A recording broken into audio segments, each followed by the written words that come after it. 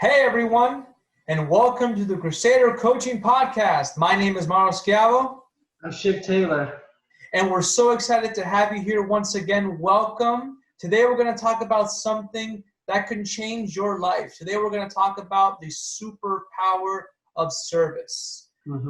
We can make a living off of what we take in, but we can create a truly powerful life based off of how we serve others, how we give of ourselves to other people. And that's what makes service such a superpower. And that's exactly what we are going to talk about today.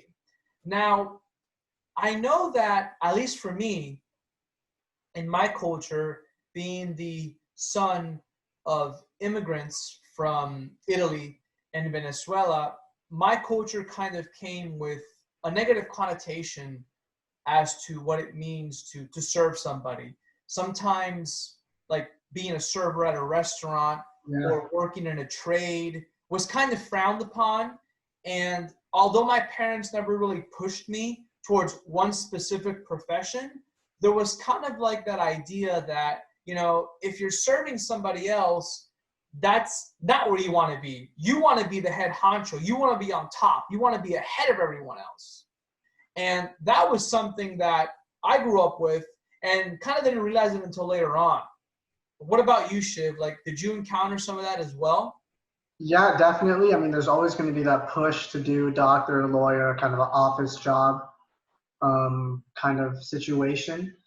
And, something we were discussing earlier is that, and something I think that needs more emphasis is you could obviously make a living, with what you put out or what you take in and stuff. But what you said that you could really make a life for yourself based on what you give out to others. I think that's really true. I mean, it's not always necessarily about making a living or, getting money or supporting yourself. I mean, sometimes, you could really enrich your life and just the way you feel about yourself through service. And I think sometimes, coming from an immigrant, moving into a new country or something, that's probably not going to be the main priority, I suppose. But, many people like us who, our parents have already made it, I suppose, and, we get to make podcasts and whatever, service is something that I feel like many people like us should do because it will, I think it's something that's very enriching. Yeah. And which is obviously what we're trying to get into. Yeah, exactly. Because the idea that if I serve you, I'm beneath you, I kind of want to focus on that idea because I don't agree. And here's why. Like, for me, like, all of my growth, all of my personal development and the personal development of my clients has come from somebody authentically serving another person. In my case, the coaches that I've hired that are more successful than I am, that are wiser than I am, that are older, they have something that I'm searching for. And in order for me to get that, I had to hire them. And in essence, I kind of became their boss. Like, they were providing a service to me. They were serving me, even though I was, in quotations, inferior and looking for their guidance and their wisdom and their help. But if it wasn't for that service, then I wouldn't have grown. So they had to put themselves in a position to be open to working for somebody else. And that's why I think that the idea of service being inferior is totally false. Because when you really put yourself in a position to authentically serve someone and help them live to be a better version of themselves, you are doing a service for not just that person, but every other person around them. Because as you level that person up, all the people in their circle of influence also gets improved as well. Yeah. Which is why I think that authentic service is not putting yourself beneath someone, but rather helping somebody else rise up as well. Yeah, I think a lot of it has to do with kind of an attitude change, and exactly what you're saying, the idea that you're not below someone. And because at the end of the day, you're not. I mean, it's really just a connotation. It's really just something that's people have been saying for many years.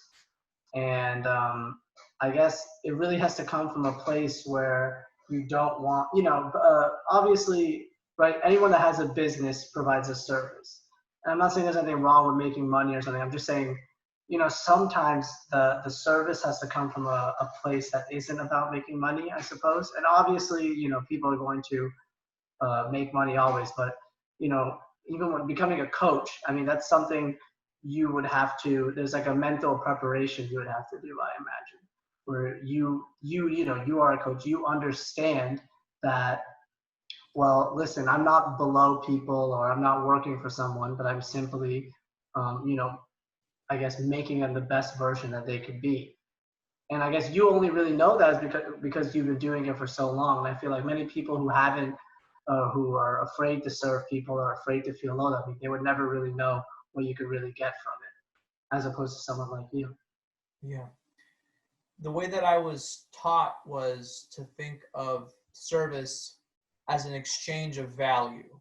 Mm-hmm. And so you have something, I have something, and sometimes that comes in the form of someone as a client, let's say, for example, they have money, and I provide them with something, and there's an exchange of energy. So I have my talents, my services, which has value, and then they have something of value, which could be, it could be money, it could be something else that I'm looking for. Maybe they have experience. Maybe I want to coach that client just for experience, which I've done that before as well, if they don't have the funds.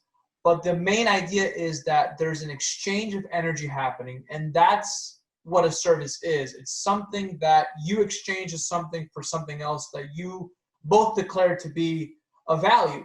And that's what makes service powerful. It's something that you both agree on, that you're both on the same page.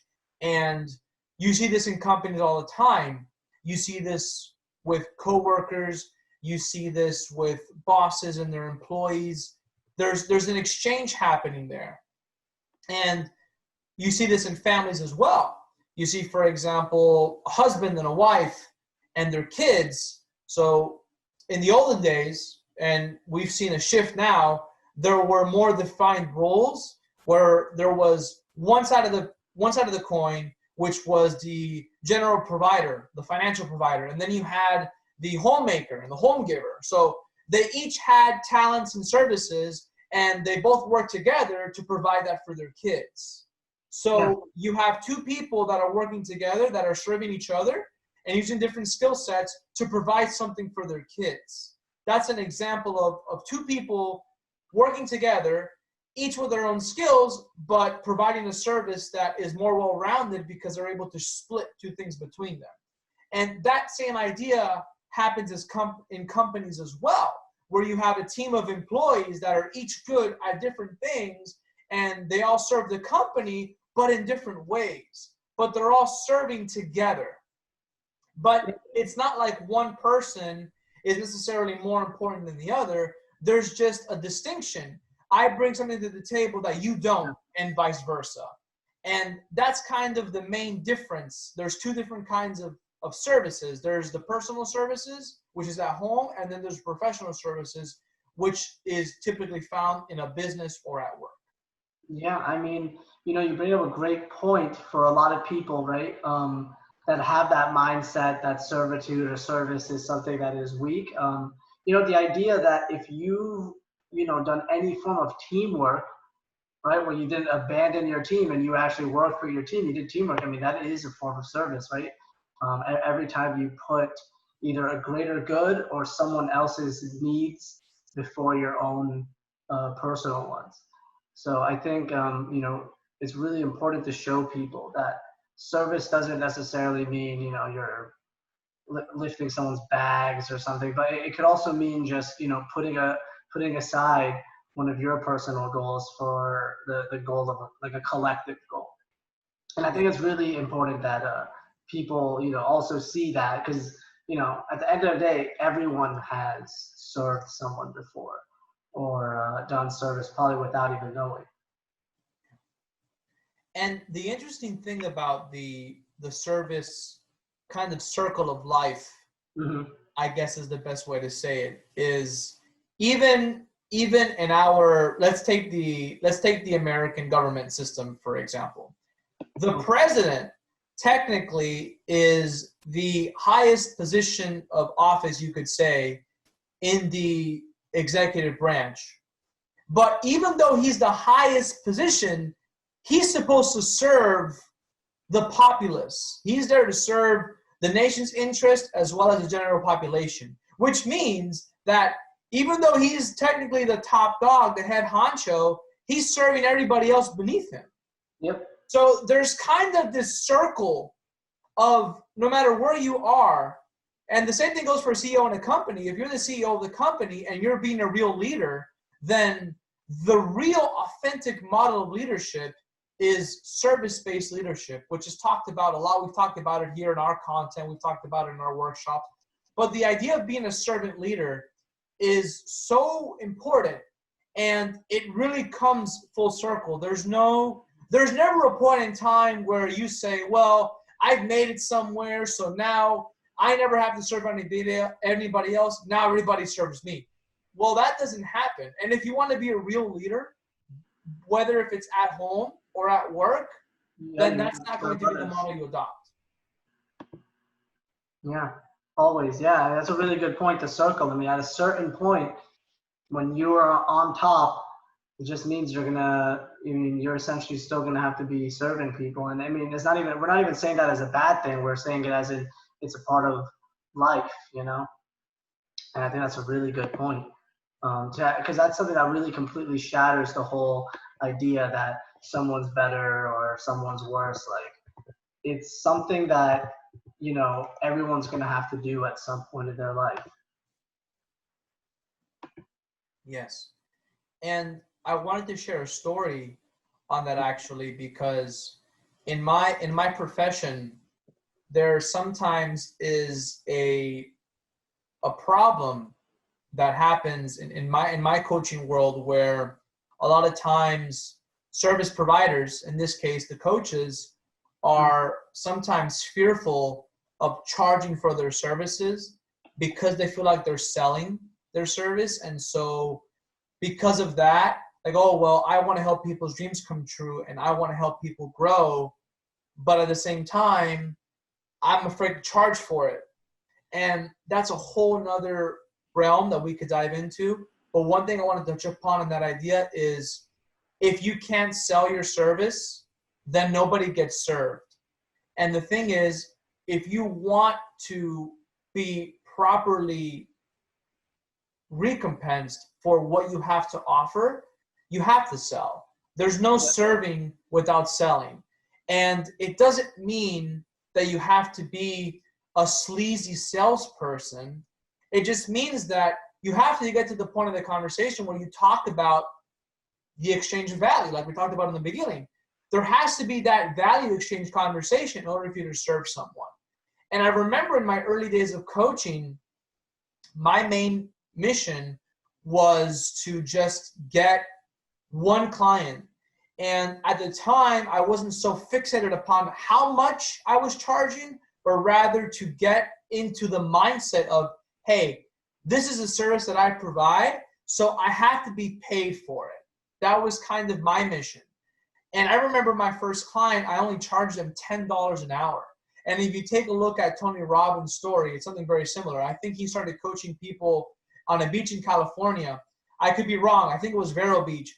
And he said that he just coached people for $5 a session. Yeah. And now look at where he is now.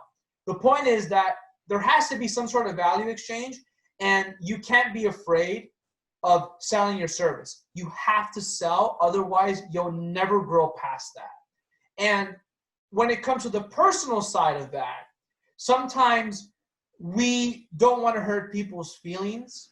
We don't want to hurt our spouse's feelings. We don't want to hurt our children's feelings. We don't want to hurt our parents' feelings. So we avoid serving them. And by that, I mean that we don't actually listen to them or tell them what they really need to heal. So we avoid those conversations. But what ends up happening is that because we avoid that uncomfortable situation, the other person never grows, they never change, or they just stay stuck in the same mindset. And they could be here, but because we're not really ready to serve them by telling them what they need to hear, they stay here. And so whether if it's personal or professional, there has to be that moment where you got to sell, where you got to say what needs to be said. You have to offer what needs to be offered, because if not, then the other person will always stay in that flat line zone. And that is not where you want to be. Yeah, just to reiterate, I mean, just to double down on something, like, you definitely don't have to be a sleazy salesman or whatever. That's not at all what we're talking about. I'd say it's more, when you say afraid, right, to say the price or afraid to have that conversation, I think it's more, you need to develop like confidence to know, what your product or service is worth. So I'm going to have to 100% really agree with you there. I mean, it's more of, I would say the fear really comes from that, just not having the confidence that maybe you just don't think that what you're serving is either worth that much, or maybe you think it's worth too much, or maybe you're not charging enough and you feel like people might be used to more. But I just think, you need to figure out what works for you and makes you happy.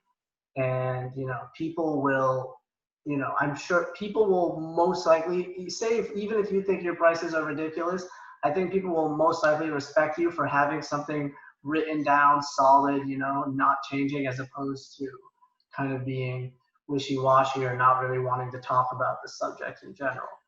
Yeah. So. And not to jump the gun, but these are all things that we're going to dive into more into this month's workshop, which is going to be on October 20th, because the idea that Shiv just touched upon is, regardless of what service you provide, you have to have some sort of menu. You have to have some sort of option list of options, list of packages, whatever that may be. And sometimes, depending on what you do, it might be custom for every single client, and there might be many variables. The point is that there has to be some sort of menu that you provide where people can see. And one of the things that will really help you when it comes to that moment in the conversation is, you have to know your prices and your packages ahead of time, and you have to rehearse them. Because I can't tell you how many times, at least for me in the early days, or clients that I've talked to, that they get to that point of the conversation and there's that moment where you're like scared to say what it is that you have, and you kind of like half mumble a number, and the other person's like, wow, like up until this point, everything was great, but now there's this huge vacuum of energy and this huge vacuum of confidence. Like, what happened? Like, the only thing that changed was you tried to say a number, but you didn't practice it. So when it comes to that moment in the conversation, you kind of freeze up and you choke. That happened to me a couple times in my services as well. And I've since learned to never have that be an issue. If you're going to offer something to someone, you have to know before the conversation. You can't wait to pivot halfway through the conversation. It's going to come out either shaky, or you're going to be wrong, or you're going to say a wrong number. And there's nothing worse than that, right? We're like, crap, like I gave the wrong number. And then you have to go back and have that conversation again. Yeah. Oh, yeah. I mean, it's really, confidence is the key, really, is what seems like you're saying here. I mean, at the end of the day, people may not agree with what you have to charge or something, but you gotta be, you gotta be solid with it. Yeah. And speaking about the idea of serving someone and how we can improve when it comes to the moment in that conversation, or when it comes to actually serving other people, one of the biggest things that you can do that's super simple to apply for you to improve your service-based skills is to treat that one person as if they were the only client that you had, or if they were the only person right now on this planet that mattered. I remember that my coach used to tell me, whenever they would ask him how many clients he had, he would always say just one, whomever was in front of me. The idea of being able to take all your energy, all your focus, and all your skill and apply that to one person is something that truly is powerful. And it's something that when you actually really do it, the other person will authentically feel it It's not going to feel fake. It's not going to feel forced. It's going to be something that's real. And so my invitation to you, for you to practice this, whether if it's with a spouse or a client, is the next time that you have a sales-based conversation or a conversation of major personal significance, is get in the moment, turn off your distractions, focus on the other person, and imagine if I had to make all of my money from this one client or this one conversation, and there was a law that said that I could never make any money from anybody else, how would I serve that person? How would I treat that person? How would I be with that person? When you really take that and apply it, chances are how you will show up to that conversation, I promise you, will be revolutionary different. I used to do that with my workshop all the time when they were in person. Now everything's online. But I remember asking myself, if this was the last workshop I ever gave, how would it be different? If I died tomorrow, how would this be different? You can take that same extreme example and that same principle and apply it to your next sales conversation or your next personal conversation. And I promise you that it will work very well. I agree. It's a great point. Something like that obviously will really help you kind of, I guess, laser in, focus on what you need to do when you treat stuff like that. Definitely agree there. And that's the main key. What really separates authentic service from kind of just doing stuff for the sake of doing it. When you really are focused and your energy is focused on serving somebody else, you really become a super version of yourself, which is why I wanted to really title this workshop The Superpower of Service, is because it really is a superpower. When you take all of your energy and you focus it on one spot like a magnifying glass, it really does accentuate everything that you do. And there's a big difference between doing something with the intention of serving or kind of just doing something to get through with it or whatever. There's a huge difference in how you show up and the energy that you bring to the table. And that's why service is so powerful. When you show up with that mindset, the other person will pick up on it, and chances are they will be much more likely to want to work with you, or if it's someone in a personal setting, then they'll want to at least continue to hear what you have to say and work out some sort of resolution as a result of that conversation. I think so. Yeah. Something else that I thought maybe, as like a closing thing, I suppose, not exactly the best example, but something great that you brought up was the idea of, treating the customer like they were the only one or something. And there was actually a great episode of The Office where the manager, Michael Scott, he wants to show the customers that their paper company cares about customers more than all the big brands. So he personally went to each single client with like a gift bag, and he knew personally, like he remembered information that they told him from many years ago. And I know obviously it's a comedy show, but even a small thing like that, just, acting intimate with a person or just being like, hey, how's your kid doing or something. And it may seem kind of corny or something to some people, but honestly, stuff like that, I mean, just simple attention is something that could really enhance your service. And, especially once you already get past that stage of not being able to talk about money or whatever, and once you get past that and you have the rapport with clients, it's good to really keep that and, keep getting more comfortable in your craft so you can keep serving. And, I know it's a TV show making a funny example, but you could, learn a lot sometimes from even silly things. That was an amazing example, actually. That was a very good example. Who doesn't Great businesses are built on great relationships. Yeah. And it's funny because in the show, for those of you who have watched The Office, you'll know that Michael Scott is this huge clown, this huge klutz, and he's super inappropriate. However, he was the number one salesman, and that's why he got promoted to manager, because he was the best salesman. So the point is is he understood what it meant to serve. As klutzy and as goofy and as silly and weird he was very good at serving people. He was very good with people. Had the superpower of service. He had the superpower of service. He really knew how to serve people. And I can't tell you how true that is about people who remember those things. People who remember those details, it really does make a difference. It really does. It does. I mean, especially if you can't compete like price-wise or something, just know, you know, when it comes time that someone may want to switch or something, try someone else's services, I mean, just showing them how much, you know, they mean to you or how much you know about them, been paying attention, will, you know, so that will often trump how much something costs sometimes. Yeah. Yeah. And here's the thing. If there is no difference in price, then even more so. If you have two people coming with a similar price point and one person manages to hit a home run in the area of service, then that person will always get the business, hands down. Customer service, especially now in today's world, is becoming more and more valued because of how electronic and impersonal how things have become.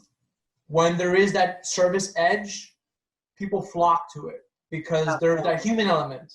And the human element is very powerful.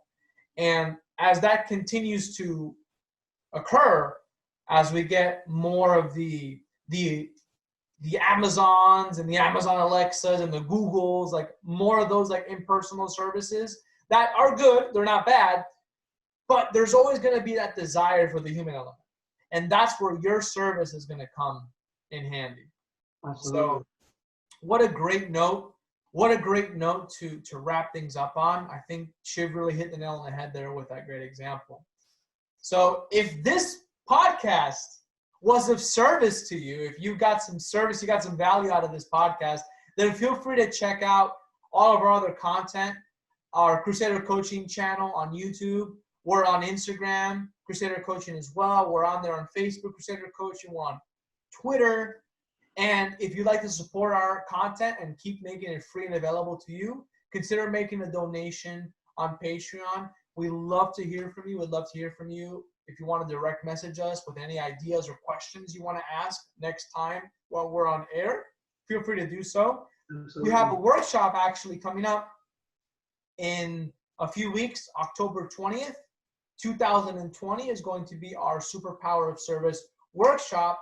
And we're going to dive in much deeper on how you can have a service strategy for your business or for your personal life. So that way you can serve everyone in your circle of influence better and help other people serve other people better the same. So if you are a thought leader or if you are a leader in a company, then this will be very good for you as to how you can serve your employees and have your employees better serve your customers. That workshop will be live on YouTube. We'll post a link on Facebook and Instagram, and it'll be available on our YouTube channel for viewing after, as well as our other content is also available on there.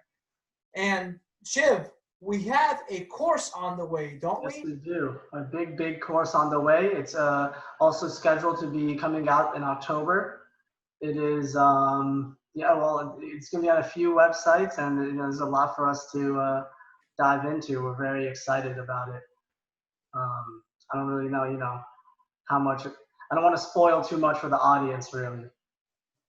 Yeah. The main idea of the course is how you can make your best life with your very next choice. The Superpower of Choice is an online course which will help you master your free will and the choices you make in your life in order to create the life that you've always wanted today.